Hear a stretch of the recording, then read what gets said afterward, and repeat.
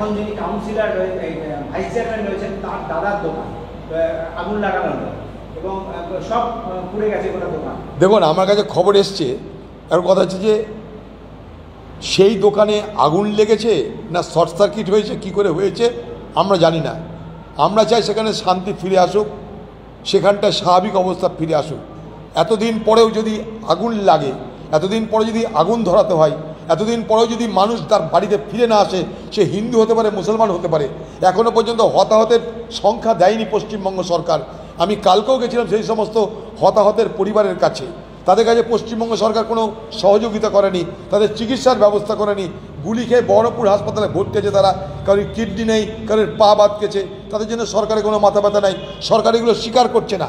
আমি কালকে গেছিলাম আমি সাজুর মোড়ে কাশিমনগরে একটা 21 বছর ছেলেকে গুলি করে মেরেছে পুলিশ, তার 19 বছরের বউ আর 1.5 বছরের বাচ্চা। তাদের জন্য পশ্চিমবঙ্গ সরকার এখন পর্যন্ত 4 আনা পয়সা নিয়ে, 4 কেজি চাল নিয়ে তাদের কাছে হাজির হয়নি। তারা সব গরিব মানুষ। ঠিক একইভাবে চলে যান শামশেরগঞ্জের বহু হিন্দু, কয়েকশো হিন্দু পরিবার, তারা ভয়ে পালিয়েছে মালদার দিকে, তাদের কাছে রাজ্য সরকার বা পশ্চিমবঙ্গ সরকার যেতে পারছে না।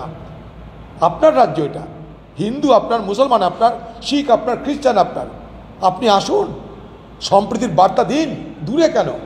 আপনি ওদিকে গান লিখছেন, ওদিকে আপনি নববর্ষ পালন করছেন, নববর্ষে পোলাও বিরিয়ানি খাচ্ছেন।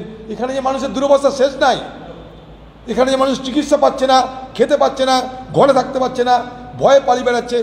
আপনি কিসের নববর্ষ করছেন? আপনি কিসের বর্ষাবরণ করছেন? কিসের কবিতা লিখছেন? আপনার কবিতা চামচা দেখে দিয়ে পাঠ করিয়ে লাভ কি? এ রাজ্যের মানুষ ভালো নেই। বিজেপি এবং তৃণমূল এই উভয়ের রাজনীতির কারণে এ বাংলায় রাজনীতির যে সাধারণ যে বাতাবরণ, সে বাতাবরণটুকু পর্যন্ত নেই। কোথায় চলেছে বাংলা?